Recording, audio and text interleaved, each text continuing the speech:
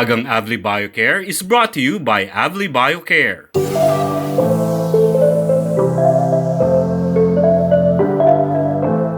Good morning mga ka-Agri TV. Ito po muli ang iyong millennial vet friend na si Doc Dandy para sa Alagang Avli Biocare.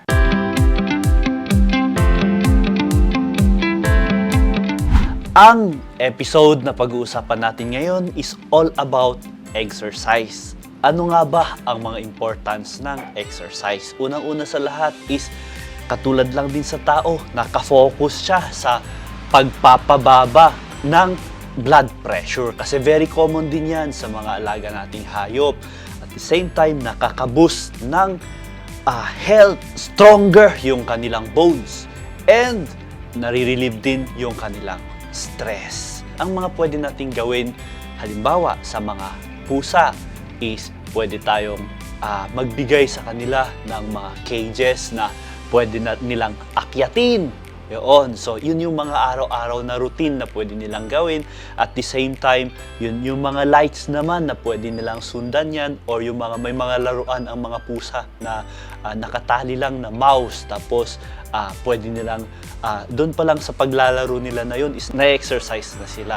Sa mga aso naman is pwede natin silang isama sa ating mga running, walking, or dog show. Pwede rin yun. Para at least, ang kagandahan kasi kapag naisasama natin sila doon is nakakamingle sila sa ibang mga kasama nilang hayop.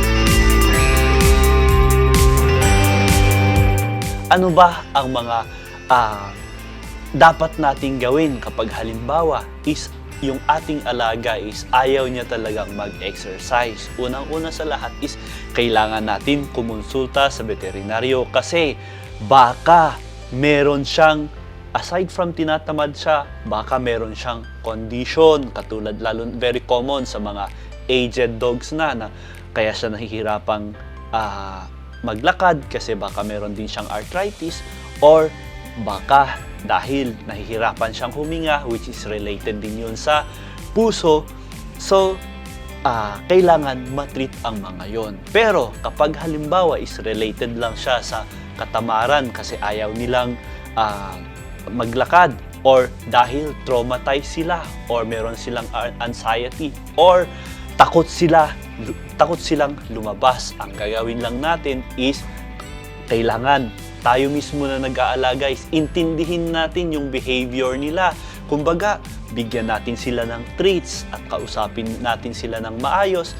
At the same time, kumbaga, bibigyan natin sila ng reward para kapag halimbawa is medyo na-relax na sila, unti-untihin natin silang ilabas. Kumbaga, yung little by little na paglabas natin sa kanila hanggang sa magugustuhan na nila yung pag-e-exercise. At the same time, kapag halimbawa is nailabas na natin sila, piliin natin yung oras na hindi masyadong mainit. Early morning na hindi pa sisikat yung araw at yung palubog na yung araw, kasi inaalagaan kasi natin sila na hindi sila magka-heat stroke. Pinaka-importante din, katulad lang din natin na kailangan very responsible tayo na kapag inilabas natin sila, talian natin sila. Hindi kasi natin may iwasan na kapag bagong mukha or yung dog na nakita nila is palaaway. Pinaka-importante din na magdala tayo palagi ng iinumin nila para every time and then habang naglalakad tayo kasama sila, hindi lang ikaw na nag-aalaga yung umiinom ng tubig, kundi pati din sila para maiwasan natin ang dehydration. Kapag ang ating alaga kasi is healthy yung kanilang heart, healthy din tayo, lalo na sa gastos kasi mahal magkasakit. Maraming salamat sa panonood ng Alagang Avli Biocare. At huwag niyo pong kalimutan na panatilihing manood kasi ang mga susunod na episode na pag-uusapan natin ay patungkol sa mga may problema sa puso. Lalo na dito sa aming hospital kasi nag-i-specialize kami sa may mga problem sa puso. Ito po muli ang inyong millennial vet friend na si Doc Dan. Basta alagang Avli Biocare, alagang may kalidad yan.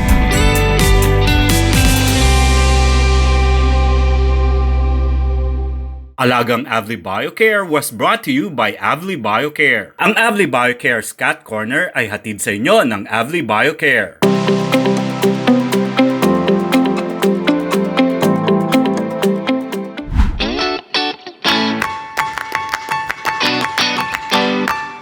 Yung Cats of Trinoma po, nag-start siya noong December 2018. So, nagsimula po siya ng feeding, saka po ng Kapon Project para dun sa mga cats na nasa vicinity ng mall. After po noon, nung nagkaroon ng pandemic, nung 2020, napansin po ng mga volunteers na may cats din dun sa mall na katabi, which is yung Vertis North. So, from 2020, nag-start na rin po kami ng feeding and Kapon Projects doon sa area nun.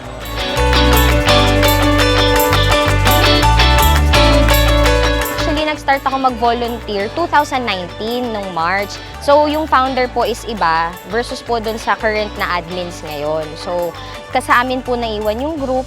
Tapos, 3 po kami.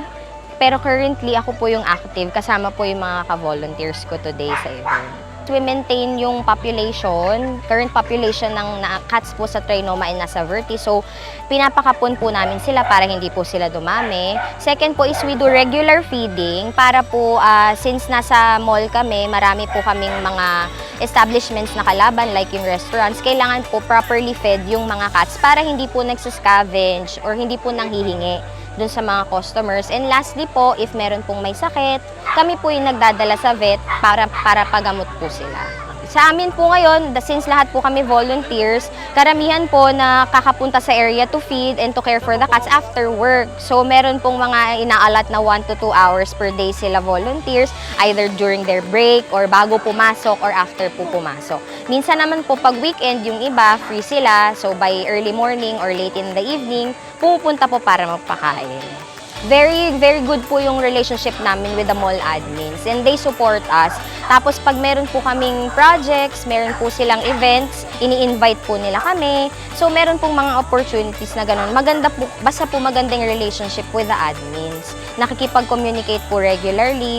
Tapos yung mga goals po namin for the group, hini-hear out po nila. And if kaya po na magawa, sinusuportahan po nila kami. Pero syempre po, pinakamalaking factor pa rin po sa grupo namin, yung supporters. Kasi sila po yung nagda-drive doon sa namin, sa funding namin eh. Mainly through donations, saka po yung merch selling. Kaya nagkakaroon po kami ng pera for the food and for the vet bills.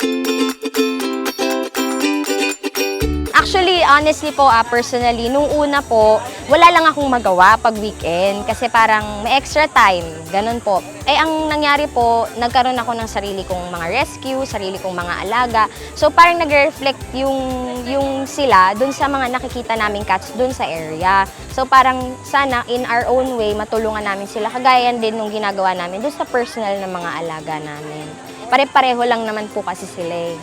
We're hoping po na yung advocacy namin, wag lang siya malimit doon sa area namin. We hope to inspire na mayroon din pong ibang area na sila, magkaroon din sila ng sarili nilang grupo. Kasi po, for us, what we're doing right now, we're just trying to stabilize kung ano po yung current practices namin. So we're hoping in the future, yung advocacy ma-share sa ibang lugar po, yung ibang tao, mag-start din sila ng kagaya ng grupo namin. Kasi we need more people na ma-involve po sa ganitong klase ng advocacy. Kasi hindi lang naman po sa Trinoma yung may mga pusa na nangangailangan. Sa ibang lugar din.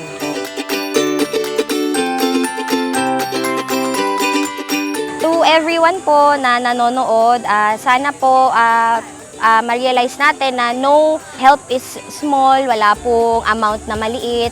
Kailangan po mag-start tayo lahat sa isang step and hopefully mag-grow po yon in the future. Any type of help, malaking tulong na po yon. Sana po i-follow niyo yung page namin. Kami po yung Cats of Trinoma and Vertis Malls. We're on Facebook, Instagram, and TikTok. Thank you for joining us and you'll be hearing more of us soon.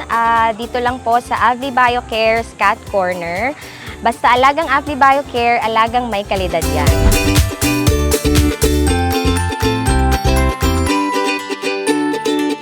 Ang Avli BioCare's Cat Corner ay inihatid sa inyo ng Avli BioCare.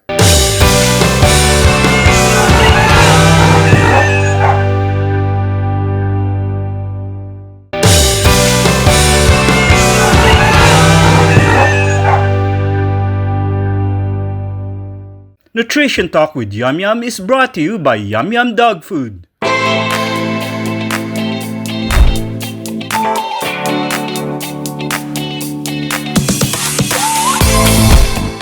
Good day mga ka-Yum-Yum! Ambassador Daniela pumuli para sa inyong weekly chika sa nutrisyon ng alagang aso. Dito lang sa Nutritional Talk with Yum-Yum. Good quality at budget-friendly ba ang hanap mo sa dog food? Huwag ka na lumayo dahil eto na at kasama natin ang Yum-Yum Dog Food. Kagwapuhan at tikas ng tayo ang hanap sa isang American Bully. Paano ito na-achieve ng buhay bullies sa tulong ng pinagkakatiwalaang Yum-Yum Dog Food? Panoorin po natin.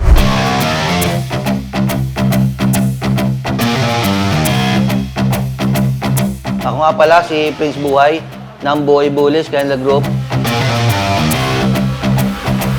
At membro din po ako ng PABR, Philippine American Bully Industry. Vice President po ako doon. Sa una, may nagbigay lang po sa akin ng American Bully. Una, pet lang po talaga siya. Tapos lumawak yung, nagkaroon ako ng mga kaibigan na nag-aalaga din ng American Bully. Tapos nakilala ko ang PABR yun. Tuloy-tuloy na po. Ngayon po, nag-organize na po ako ng mga show. Yung American Bully po, pang-breeding lang din po. And exotic bully, pang-breeding din. Si Alboy po yung sino-show ko po before po. Ayun, malalambing po sila at mapagbahal. Parang maging anak mo na rin sila.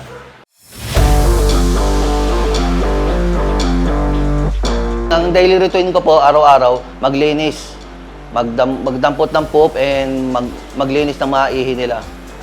Importante po yan sa everyday life nila.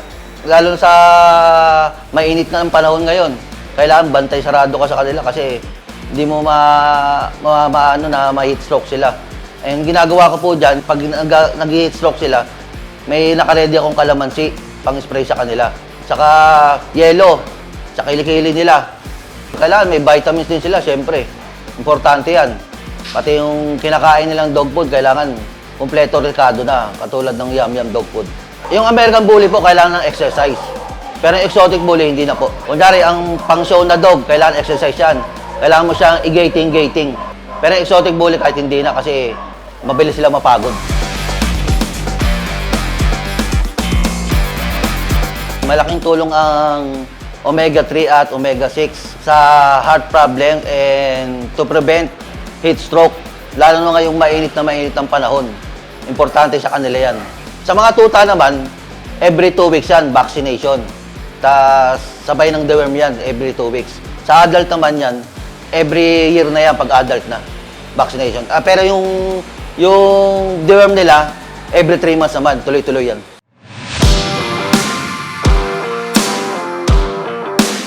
Marami na akong naaalagaan na puppies, mga anak din ni Alboy. Ang ginagawa, every routine namin dyan, every 2 hours ang padede. Medyo puyat ka lang talaga. Kasi kailangan mabuhay mo sila eh. Hanggang mga 1 month ka magpupuyat. And pag nag 2 weeks na sila, mga 3 weeks, pwede na silang kumain ng dog food. Yum-Yum puppy. Ang dog food na angkop para sa ating mga alaga, syempre walang iba yung Yum-Yum dog food. Merong 2 klase yan, adult and puppy. Para sa adult naman, 1 year up, pataas. And yung sa puppy, 1 to 2 months old, pwede na silang kumain. Pwede mong durugin, i-grind mo para makain nila, tapos lagyan mo ng gatas. Good na good sa kanilang lahat. Sa adult naman, pwede mo i-rekta na sa kanila yan kasi kaya-kaya nilang kainin yan. 2 times a day ang kain nila, umaga, gabi. Salamat sa inyong pagpili sa kompletong vitamins at minerals na meron ang Yum-Yum Dog Food. Nutritional values na angkop sa breeding ng inyong mga American Bully Dogs at tikas para sa ating show dogs. Huwag bibitiw dahil kailangan nating mapanood ang kanilang practices pagdating sa diet ng kanilang bullies. Next week yan! Yum-Yum Dog Food ay may kombinasyon ng real meat taste at nutrition for your puppy and adult doggies. Always available nationwide. This is your Ambassador Daniela. Magkita-kita po tayo ulit next week dito lang sa Nutritional Talk with Yum Yum. Yum Yum sa lasa, Yum Yum sa sustansya. Hi mga ka-Yum Yum! I'm inviting you to the biggest hobby expo in the North. Samahan niyo kami sa Clark Hobby Expo this June 27 to 29 sa SMX Convention Center, SM City, Clark, Pampanga. Kita-kits! Nutrition Talk with Yum Yum was brought to you by Yum Yum Dog Food.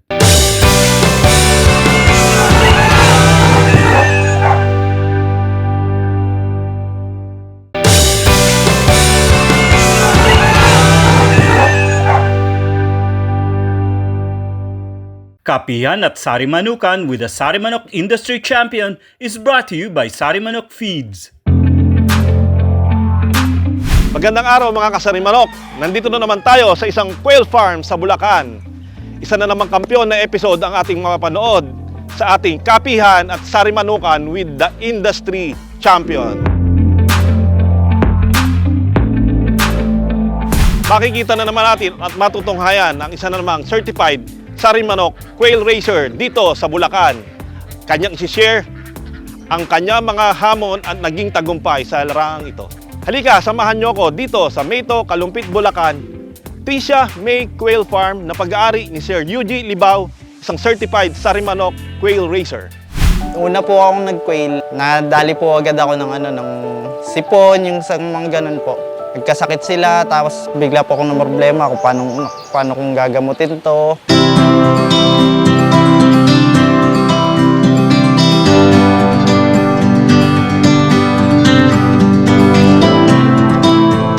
Siguro nasa 7 kaming farmer ng quail. Nainganyo po ako ng mga kaibigan kong nag-quail farm.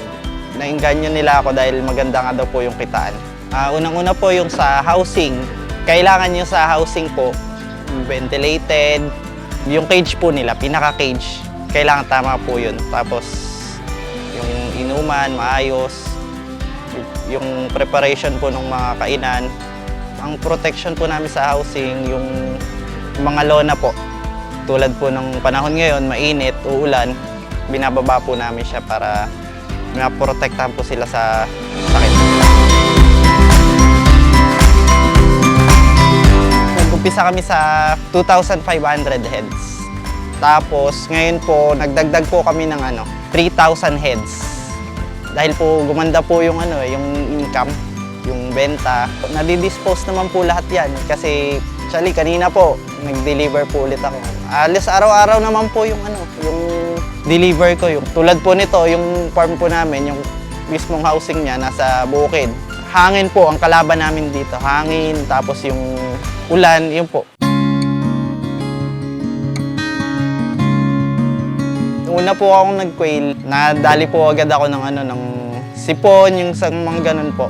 Nagkasakit sila, tapos bigla po akong na problema kung paano kong gagamutin to. Nabubugbog ng hangin. Yung lumambot po yung mga itlog, halos lahat po. Puro brown lumabas na malambot. Isa pa pong naging problema namin, nito pong bagong pugo po namin is nabigla po kami sa pagpapalit ng feeds. Nagsimula po sila sa starter. After ng starter, nag-change po kami ng layer. Masyado po siyang napaaga, kaya yung itlog po niya biglang naglakihan. Yun po yung dahilan kung bakit namatay yung ibang pugo. Nabigla po sila. Naging solusyon po namin is tinawagan po ng barkada kong nagsusupply sa amin ng feed, si Sir Denrick ng Dr. Quail Farm. Tinanong po namin siya kung ano ang magandang solusyon. Then, ang sinabi naman po ni Sir Denrick is ibalik namin ulit ng starter. Then step by step po kami ulit magpapakain ng starter to layer. Ganun po nangyaring solusyon. Dahil bago pa lamang po kami nagpupugo, medyo kinulang po kami sa kaalaman. Kaya medyo technical problem. Buti na lang, nandiyan si Sir Denrick. Kaya medyo nagkaroon po kami ng kaalaman sa pagke-quail. Sa ngayon, ganda po kasi nakakatulong po siya sa pang-araw-araw po namin pamumuhay. Sana pagtuloy-tuloy pa rin po siya dahil maganda po kita. Halos araw-araw po kami may hawak na income. Papasalamat din po pala ako sa mga tumulong sa amin. Nung kami po ay nagsisimula pa lang. Nagpapasalamat din pala ako sa pamilya ko na unang-unang tumutulong sa business namin. Maraming salamat din pala sa Sari Manok sa patuloy na pagbibigay nilang kaalaman at sa magandang kalidad ng kanilang feeds. Salamat Kapugo at Kasari Manok, Sir Eugene Libao, sa pag-share mo ng iyong mga experience. Malaking bagay ito sa mga nagsisimula, nabigo at nagtagumpay. Ang mga solusyon na nakatulong si Sari Manok kung paano ang mga technical na aspect ay kanyang nasolusyonan dahil sa mga ginagawa nitong seminars sa iba't ibang lugar. Kaya Kasari Manok, malaking tulong po ito para sa industriya. Magkikita po tayo sa susunod na episode, ating lilibutin ang buong Pilipinas na may mga puguan para ma-inspire pa kayo. Para sa inyo mga Kasari Manok, tamang pagkain at balanseng protina para sa malusog na pugo at magandang pangingitlog. Kita-kits po tayo ulit sa susunod na linggo. Kapihan at Sari Manukan with Sari Manok Industry Champion. Kapihan at Sari Manukan with the Sari Manok Industry Champions was brought to you by Sari Manok Feeds.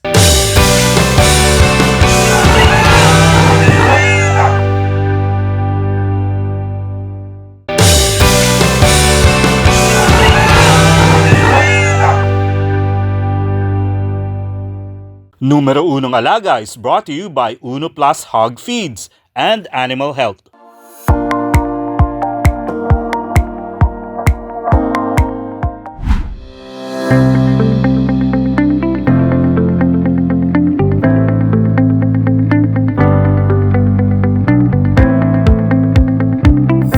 Magandang araw mga kabalikat. Ako si Doc Gail Lango at ito ang Numero Unong Alaga, ang inyong kaagapay sa matagumpay at responsableng pagbababoyan sa mga pangkaraniwang magbababoy sa ating komunidad.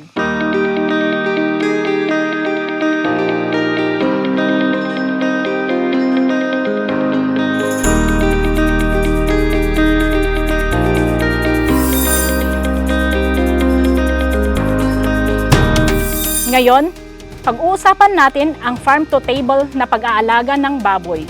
Isang sistemang akma para sa may mga maliit na babuyan kung saan pinapanatili natin ang sustainable, lokal at ethical na pamamaraan ng pag-aalaga ng baboy hanggang sa paghahain ng ligtas na pork product sa ating hapagkainan. Para sa ating small hog raisers, ito ang tamang paraan para umasenso na hindi kailangang gumastos ng malaki.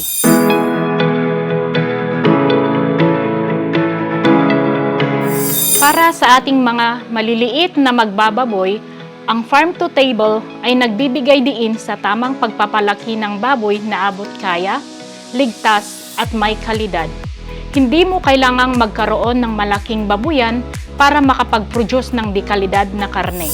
Gumamit ng lokal at natural na feeds tulad ng Uno Plus na swak sa budget at dekalidad. May nutrisyon na nakakatulong upang mapaganda ang kalidad ng karne.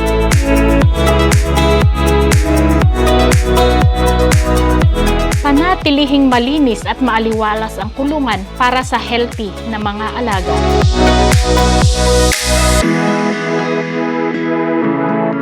Sundin ang biosecurity practices kahit sa maliit na espasyo.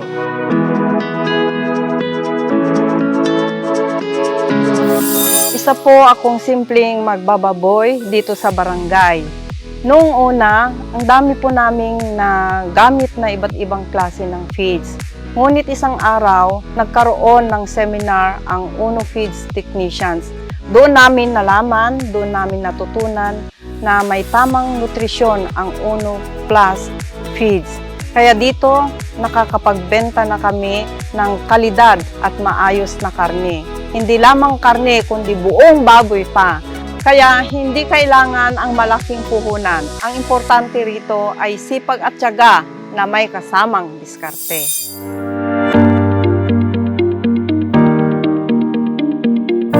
Ang transparency at traceability ay para din sa maliliit na magbababoy. Hindi kailangang high-tech agad.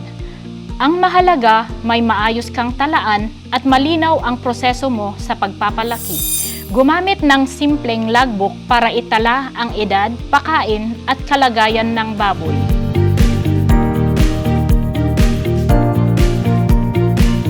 Makipag-partner sa mga lokal na meat processors o butcher para sa mas ligtas na pagkatay.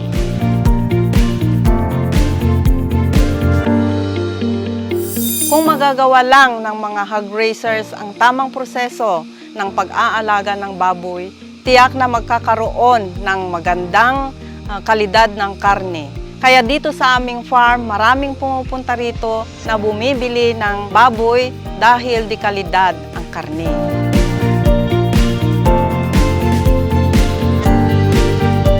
Maraming salamat mga kabalikat.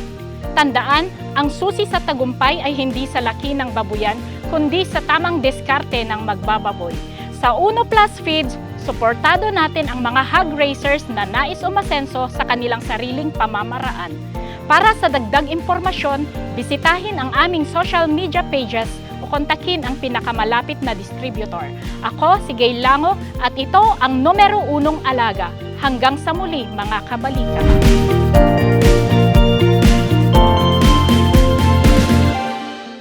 Ang ating numero 1 tip for today. Habang patuloy ang tag-ulan, asikasuhin din ang mga feed sa babuyan. Siguraduhin nasa lugar na hindi mababasa ang mga ito para hindi sila masira at magdulot pa ng sakit sa mga baboy nyo.